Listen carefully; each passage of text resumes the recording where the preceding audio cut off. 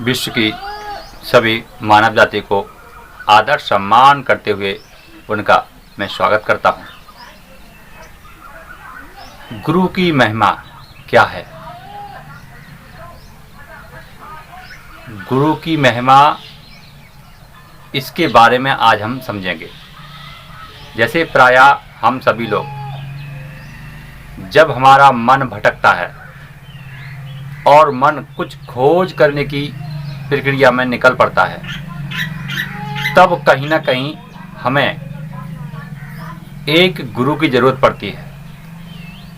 ऐसे गुरु की ज़रूरत पड़ती है कि जो हमें उस बात को सहजतापूर्वक समझाए ही नहीं, बल्कि उस पर वो खुद चलकर हमें दिखाए। ऐसे गुरु की तलाश में हम निकल पड़ते हैं। अब कहीं कहीं ऐसी आकांक्षा लेकर निकले हुए लोग ऐसी जगह पहुंच जाते हैं कि उनका जीवन एक ऐसी रस्सी से बन जाता है कि अगर वो टूट गई तो समझो कि उसका जीवन नष्ट हो गया। लेकिन एक जली हुई रस्सी पर लटका हुआ व्यक्ति कब तक लटका रहेगा? वो तो एक दिन उसको गिरना ही है।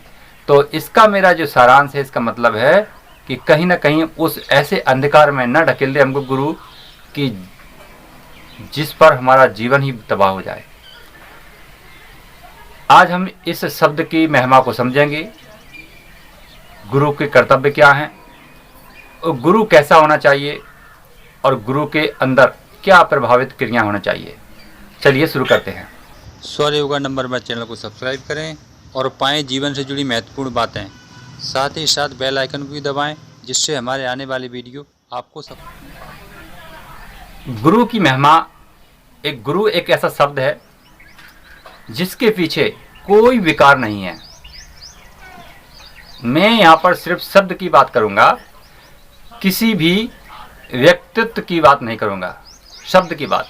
गुरु एक ऐसा शब्द है कि गुरु का नाम सुनते ही हमारे चित्त में, हमारे सुरती में, हमारे मन में उसके प्रति एक क्षण का भी विकार नहीं है, जिसके पीछे कोई भी हमारा विकार नहीं है।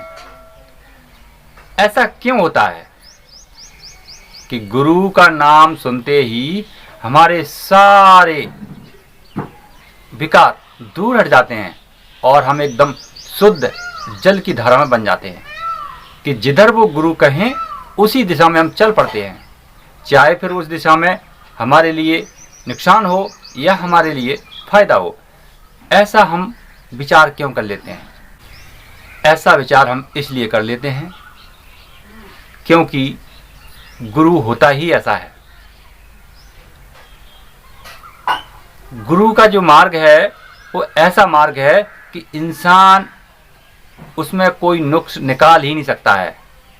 पर कब? जब गुरु हो। एक कहावत है कि कपटी गुरु लालची चेला, जिनके भय रेलम ठेला। अगर ऐसा संयोग है तो यहाँ पर गुरु नहीं है और चेला भी चेला नहीं है, दोनों ही नहीं है। लेकिन गुरु ऐसा हो जैसे चेला ऐसा चाहिए, चेला ऐसा चाहिए गुरु को सब कुछ दे, और गुरु भी ऐसा चाहिए कि चेला से कछु न ले। ऐसा अगर गुरु है और ऐसा चेला है तो फिर ये संवाद बहुत लंबे समय तक चलने वाला है। लेकिन ऐसे विचारों की परख करने के लिए हमारे पास क्या तरकीब है? तभी तुम गुरु की महिमा को समझ पाएंगे। भाई, मैं चेला, आप गुरु। लेकिन अगर आपने अपनी गुरु की महिमा को नहीं समझा और मैंने अपनी चेला की तरकीब को नहीं समझा, तो फिर हमारा संवाद कैसे हो पाएगा? तो गुरु और चेला में ये तालमेल होना ही चाहिए। जब कोई गुरु शब्द को स्वीकार कर लेता है, स्वीकार करने का मतलब है कि मैं उस चीज को स्वीकार करता हूं जिसके लिए आप मुझे बोल रहे हैं। तो गुरु शब्द का मतलब है कि जैसे आपने किसी व्यक्ति को चेला स्वीकार किया, तो स्वीकारते ही हमारे अंदर एक विचार रहता है जिसका नाम है अहंकार। पहले वो मध्यम वर्ग में रहता है शुरुआती में, कि जब हमारे एक दो शिष्य हों तो वो मध्यम वर्ग में रहेगा, वो आपको दिखाई नहीं देगा, बिल्कुल भी दिखाई नहीं देगा। आपके 50 शिष्य हों तब भी वो कहेगा कि नहीं नहीं नहीं, मैं तो शुद्ध हूं, मुझे अभी कोई जागने की जरूरत नहीं है। पर वो अपने जो कहते नहीं है कि अपने जो पास आ रहा है धन, ये ऐसा अहंकार भी देखता है कि मेरा सम्मान आ रहा है, बहुत आ रहा है। एक दिन वो सम्मान बढ़ते बढ़ते हजारों में पहुंच गया। जब हजारों में पहुंचा गुरु का सम्मान, तो फिर अब अहंकार धीरे से उठा और उसने कहा कि देखो भाई, अब आप नियम और रूल चलाओगे। नियम और रूल का होने का मतलब है कि अब आप गुरु और चेला में भेद पड़ने वाला है। कैसा कि गुरु के साथ क्या बात तुम कर सकते हो, क्या बात नहीं कर सकते हो, और चेला भी सोचेगा कि मैं गुरु के साथ क्या बात कर सकता हूं, क्या बात नहीं कर सकता हूं। ऐसा एक भेद पल जाएगा गुरु और चेला के बीच। तो यहां पर अब शासन आ गया है। गुरु अपने संस्कार में चल रहा है और चेला अपने संस्कार में चल रहा है। जब यहाँ पर भेद पल गया है, अब ये गुरु और शिष्य की परंपरा जो होती है वो यहाँ पर डाउन होने लगी है, और गुरु के अंदर बैठा हुआ अहंकार अब अंगड़ाइयां लेने लगा है। तो यहाँ पर संत कबीर साहब जी ने कहा है, चेला के गुरु लागे पाई। उनका कहना है कि जो चेला है, यदि गुरु कोई बनना चाहता है तो चेला के पैर छूना चाहिए। चेला के गुरु लागे पाई। यहां हो सकता है कि मेरी वाणी को कोई ऐसे लोग सुन रहे हों जिनके अंदर अहंकार का जन्म है, तो वो निश्चित उन्हें थोड़ी बुरी लग सकती है। परंतु आप विवेक से सोचिए, उन्होंने ऐसा क्यों कहा है। कबीर साहब का जो मानना है चेला और गुरु और चेला के बीच, तो उन्होंने कहा है कि विनम्रता रूपी चेला गुरु के पास होना चाहिए, और अहंकार रूपी जो गुरु है वो चेला को अपना लेना चाहिए। जैसे चेला है विनम्रता और अहंकार है गुरु, तो गुरु को विनम्रता अपना लेना चाहिए। उनका कहने का शब्द यही है कि अगर गुरु है और उसके पास विनम्रता नहीं है तो फिर वो गुरु नहीं है। गुरु की महिमा अपार है, पर गुरु होना चाहिए। ऐसा नहीं कि हमने कपड़े रंग लिए और कपड़े रंग करके हम बखान करने लगे कि मैं गुरु हूं। आपको चेला बनना है तो आपको इस प्रक्रिया के अनुसार आना पड़ेगा। 5100 की पर्ची कटाना पड़ेगा, 2100 की पर्ची कटाना पड़ेगा, आपको 10,000 की पर्ची कटाना पड़ेगा, तभी आप मुझसे मिल सकते हैं। तो ऐसे विचारधारा वाले जो लोग हैं वो गुरु हो ही नहीं सकते हैं, क्योंकि गुरु की महिमा हमें ये नहीं बताती है कि कोई नियम होना चाहिए। गुरु ऐसा होना चाहिए कि चेला जो पूछे उसका जवाब बिना सोचे समझे वो दे दे, और चेला ऐसा होना चाहिए कि बिना सवाल किए उस बात को ग्रहण कर ले, उसमें भेद ना हो। ऐसा गुरु चेला होना चाहिए। गुरु और चेला की महिमा एक पौराणिक इतिहास के अनुसार, अष्टावक्र की कहानी हम सबने सुनी है, मुझे ज्यादा उसके बारे में बताने की जरूरत नहीं है, लेकिन वाक्य चल रहा है गुरु की महिमा, तो गुरु की महिमा यहाँ पर बताना बहुत जरूरी है कि जब राजा जनक को आत्मज्ञान प्राप्त करने का भूत सवार हुआ, उच्चतम कोटि का ज्ञान प्राप्त करने का भूत सवार हुआ, तो उन्होंने अपने जितने भी राज दरबार में थे और अन्य राज्य में जितने भी महान ज्ञानी पुरुष थे उन सबको इकट्ठा किया और उन्होंने कहा कि भाई मुझे उच्चतम कोटि का ज्ञान चाहिए और उस ज्ञान को पाकर मैं अपने जीवन को धन्य करना चाहता हूं। ऐसा आदेश सुनकर पूरे राज्य के लोग उनके पास पहुंचे सभा में। लेकिन अष्टावक्र थोड़े शरीर से विचलित थे, इसलिए उनको जो हमारे जो चारों ओर जो बुलावा भेजने वाले होते हैं उनको उन्होंने उस लायक नहीं समझा और उन्हें आमंत्रण नहीं भेजा। लेकिन जो सिद्ध पुरुष होते हैं वो बात को अच्छी तरह समझते हैं। अष्टावक्र जी ने सोचा कि अगर मुझे राजा ने बुलावा नहीं दिया है तो मैं चल के देखूंगा। जब वो वहां पर ऐसे विचार लेकर गए तो वहां पर उनका जो अंग को देखकर लोग सभा में बैठे थे सब हंस पड़े। हंसते हुए लोगों को देखा तो अष्टावक्र भी हंस पड़े। यहां पर हंसते जब देख राजा ने तो उन्होंने कहा कि भाई यहाँ पे जो बैठे हैं वो लोग हंस रहे हैं, उनका तो मुझे कारण मालूम चल चुका है, लेकिन आप क्यों हंसे हैं? तो उन्होंने कहा कि राजन, मैं इसलिए ऐसा हूं कि मूर्खों की सभा में आप उच्चतम कोटि का ज्ञान लेने के बैठे हैं। ये लोग मेरे शरीर का आकलन कर रहे हैं, इन्होंने मेरी बुद्धि का आकलन नहीं किया है। ये लोग सिर्फ मेरा शरीर देख रहे हैं कि ये कैसे शरीर का बना हुआ इंसान है।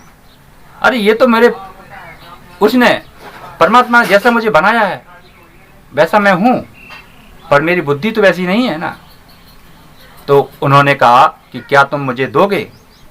तो उन्होंने कहा कि भाई ये लोग कहेंगे तब। तो सभापति में जितने लोग बैठे थे सभा में उन्होंने कहा कि ठीक, पहले तुम्हारा ही नंबर दे देते हैं, क्योंकि उन लोगों को बैठे बैठे बहुत टाइम हो चुका था, पर उनकी जो उच्चतम कोटि का ज्ञान था वो बिल्कुल नहीं उन्हें हो पा रहा था। तो अष्टावक्र जी ने कहा कि राजन, मैं तुम्हें दे सकता हूं, परंतु मेरे 3 वचन स्वीकार करने पड़ेंगे। उन्होंने कहा क्या?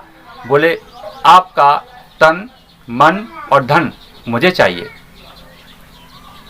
राजा भी ऐसा था कि बहुत नेक और उसको हकीकत में ये चाहिए था उच्चतम कोटि का ज्ञान। तो उसने कहा कि मैंने आपको दिए। जब राजा ने ऐसा कहा कि मैंने आपको दिए तो अष्टावक्र जी बोले कि नहीं, ऐसा नहीं, आपको 3 वाचा हारनी पड़ेगी। तो उन्होंने 3 बार कहा कि मैंने तुमको तन, मन और धन दिए, मैंने तुमको तन, मन और धन दिए, मैंने तुमको तन, मन और धन दिए। ऐसा 3 बार उन्होंने वचनबद्ध हुए दे करके। तो अष्टावक्र जी ने कहा कि हाँ राजन, अब सिंहासन से नीचे उतर आओ। अब राजा आदेश का पालन करता है। यहाँ पर सज्जनों, ये समझते चलना है, ये कहानी नहीं है, हमारी चेतना है। समझते चलना है कि गुरु की महिमा क्या होती है। तो जैसे ही राजा अष्टावक्र जी ने कहा कि राजन सिंहासन से नीचे उतरो, तो राजा बिना सवाल किए सिंहासन से नीचे उतर जाता है और अष्टावक्र जी उस सिंहासन में पहुंच जाते हैं।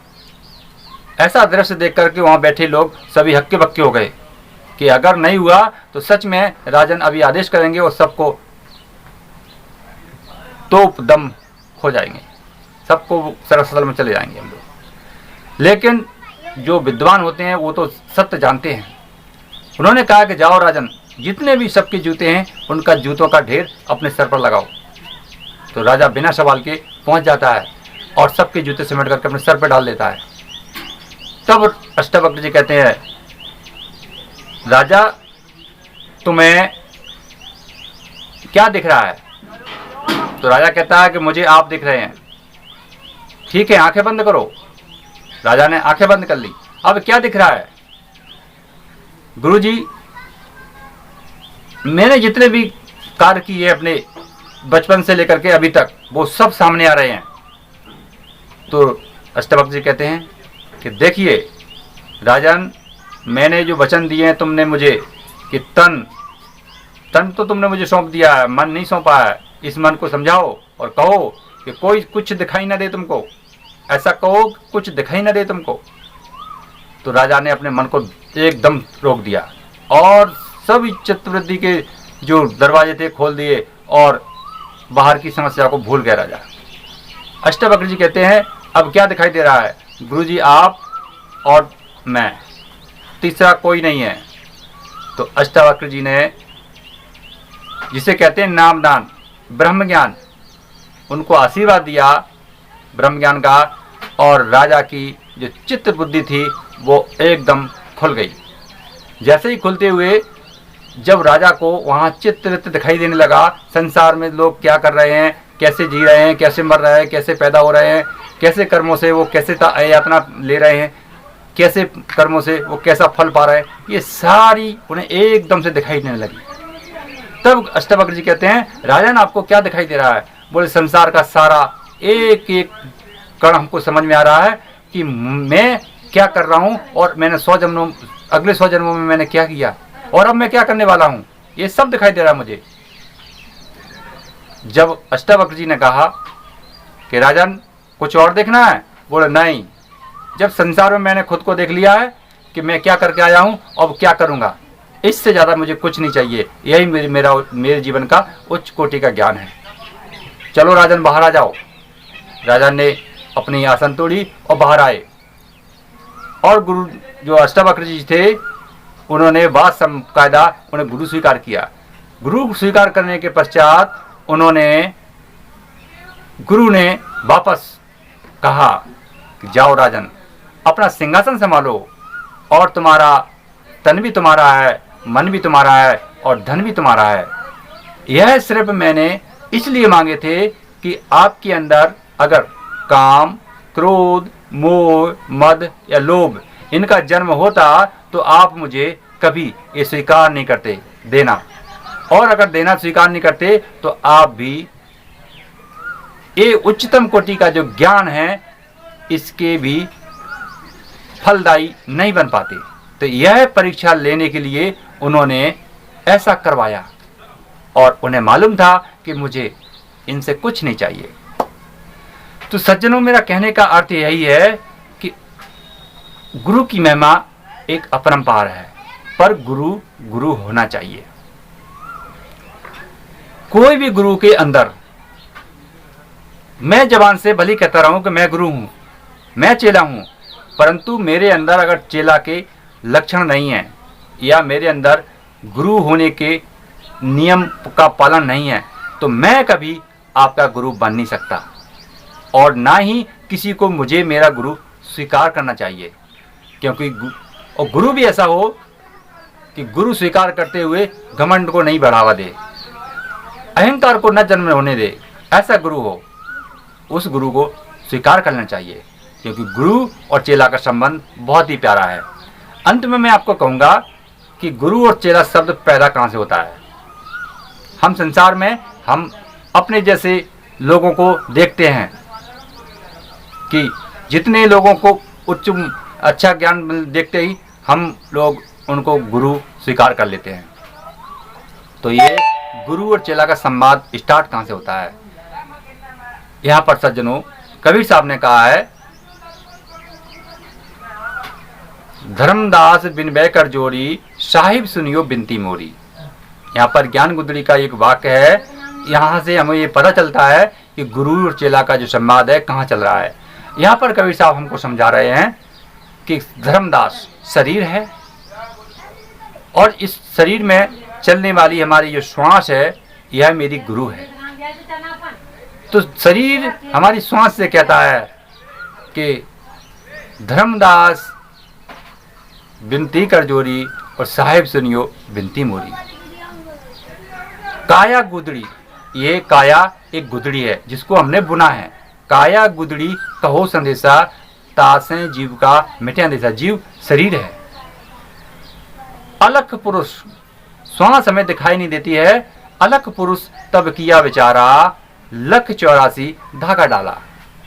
यह 84 योनियों में से एक श्रेष्ठ योनि है। इस योनि को देख करके हमारे कबीर साहब ने कहा है कि ये जो गुरु रूपी शरीर जो चला रहा है इसको गुरु रूपी श्वास, यह इसको देख करके कि 84 योनियों में से अच्छी है, तो फिर इसको उन्होंने सब वर्णन किए ज्ञान गुदड़ी में, आप जा करके पढ़ सकते हैं। यहाँ पर मैं बहुत लंबा वीडियो वैसे भी हो चुका है मेरा, इसलिए मैं आप सभी से कहूँगा कि गुरु की महिमा को समझें। गुरु का जो शब्द है हमारी श्वास और शरीर से पैदा होता है। श्वास रूपी हमारी गुरु है और शरीर रूपी हमारा चेला है। तो चेला और गुरु का संबंध हमें अपने अंदर ही करना चाहिए। आप अपनी श्वास से जो पूछोगे वो आपको बताएंगे। आप चेला बन जाइए अपने श्वास का, गुरु मान लीजिए अपने श्वास को। आप अपने गुरु से फिर पूछिए कि गुरुजी मुझे अपने जीवन कैसे जीना है। आपके गुरुजी एक एक पल आपको बताएंगे कि गुरु चेला आपको इस रास्ते पर ऐसा चलना है। सज्जनों, इससे ज्यादा बढ़कर इस सेवक के पास कुछ नहीं है।